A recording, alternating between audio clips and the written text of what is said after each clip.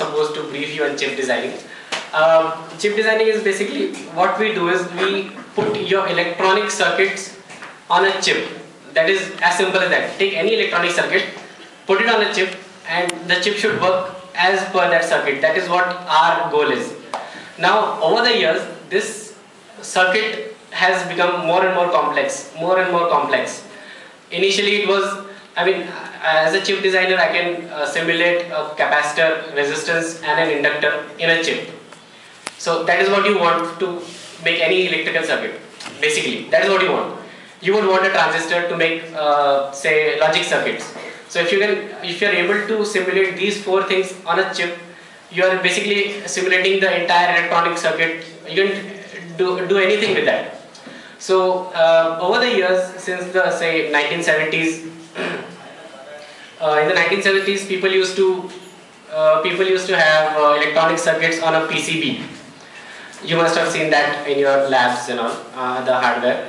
They have this green board on which resistances are there, and you turn it around, you see those golden lines which are actually the conductors going through the circuit and actually connecting everything. So what you do is you take that PCB and you turn it into a silicon wafer. If you are able to do that, you will save definitely a lot of space. One thing, if you are able to mass produce it, you will save huge amounts of costs on that, and obviously your efforts in actually making that chip, making that circuit. So that is what we do. That is what started electronics revolution actually in the 1970s. But at some point of time, people started thinking that okay, this is called hardwired circuit. You have that chip, you give some input pattern, it will give you an output pattern as it is, no questions asked. But the problem is, people started to think, what if I can program it? It will be better, right? I have just one chip which will be able to do multiple tasks on the way I program it. So eventually, in the 1970s, Intel came up with the first microprocessor, which was actually a programmable IC.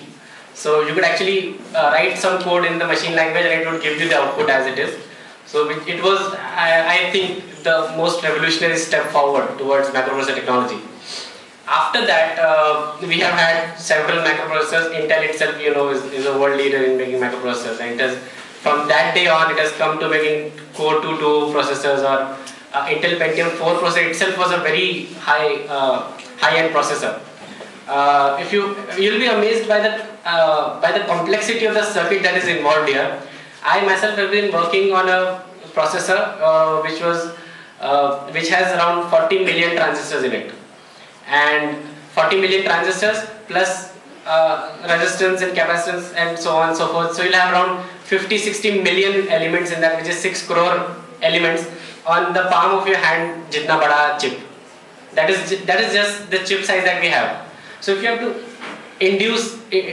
have to thrust so many elements into that, the complexity is huge. The manufacturing process is so complex and so state of the art, you can say, or it's so expensive that most of the chip designing companies don't even have their manufacturing processes.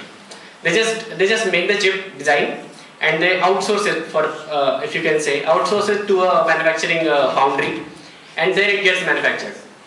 The manufacturing process is really complex, so I'll just brief you slightly over that. What they basically do is, they have those are the applications of chip designing. There are immense applications. Seriously, I'm currently working on a chip that is a dual-core DSP processor. It's again DSP only. This is called DSP, by the way.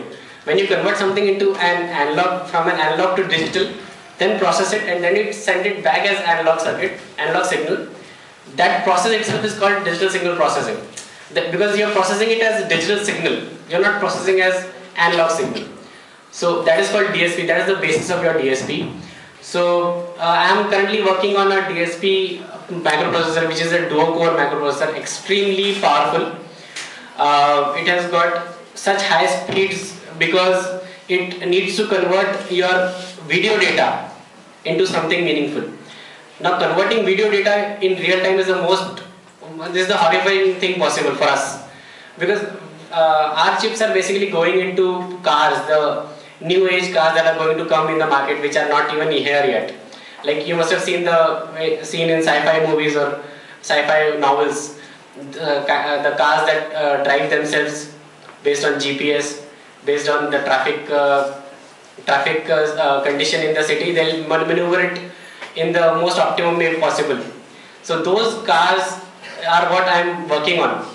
Basically, what our processors do in those cars is, you will have cameras at the front, at the side, at the back. The cameras will capture the video. Our processors will process that video, take in the data. It's huge amount of data, because one frame itself of a photo has so many pixels, and every pixel is converted into 3 bytes. So that's 3 bytes, 3 bytes, 3 bytes, 3 bytes, 3 bytes. It's like one pixel. It's when you can take that whole image, it turns into megabytes, and that video itself goes into gigabytes, and you have to process it like anything to get meaningful output out of it. And what we want to do is, what our company is trying to do is, say if you have video, if you have a camera at the front, and you have, say, am I taking too long? So, okay. So you have a camera at the front of the car, and you have, say, you must have seen the speed limit signs speeding by your vehicles when you go. It says 60 kilometers, 60, just says 60, or 50, or 40.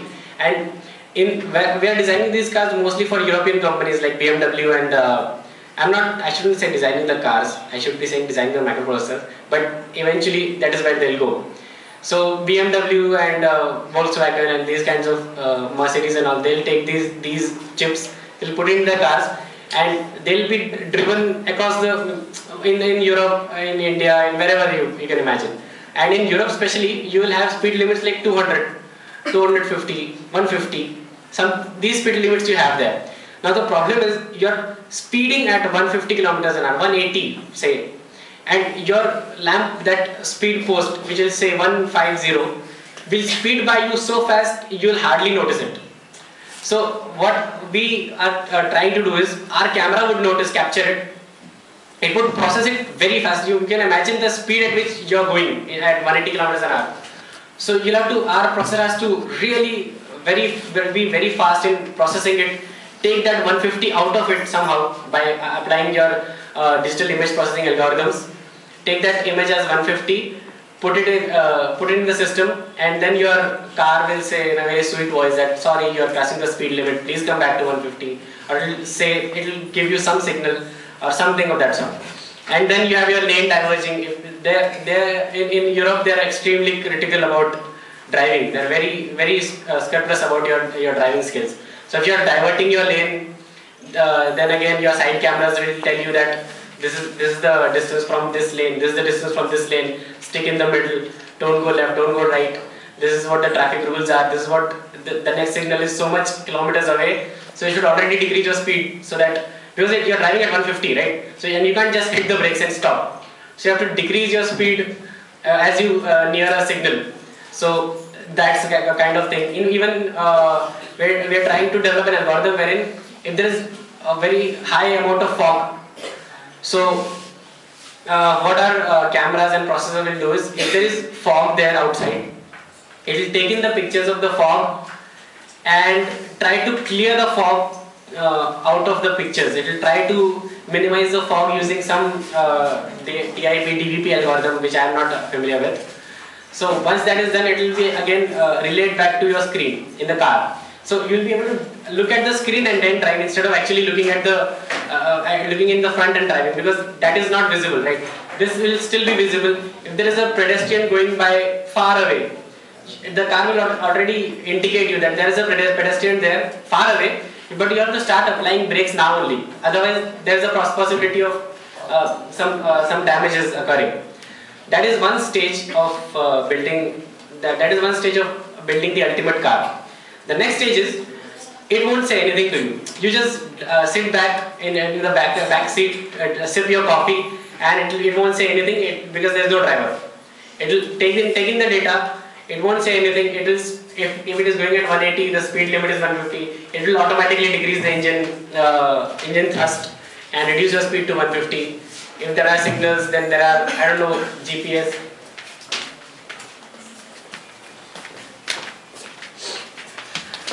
You have your GPS inputs that so and so place has a lot of traffic. You just feed in from where you have to go to where you have to go, and the car itself will decide that okay, this street is having a lot of traffic, so I'll go from here instead. Or even though this is a shorter route, it might take longer time, so I'll go from here.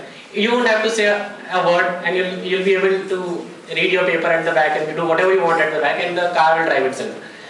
That technology is still further in future because first of all we'll have to test whether or not the microprocessor is reliable, and this is where our challenge is. My challenge as a design engineer in Analog Devices India working on this microprocessor is it should be extremely reliable. It should not throw signals that are false alarms whatsoever. If there is 150 speed limit, it shouldn't say that the speed limit is 120, please reduce your speed to 120. People will not like that. They will discard the technology completely. Secondly, directly going into completely automated cars is a problem, because when you give your control to a computer, you are extremely wary. You are sitting at the back, the computer, if it goes wrong, your engine is doing our college's environment by thinking in a positive way, but I think that is out of the scope of this lecture. But I can answer your queries whenever you want. You can take my contact from Alisa. Don't take my cell number because you'll find it busy most of the times.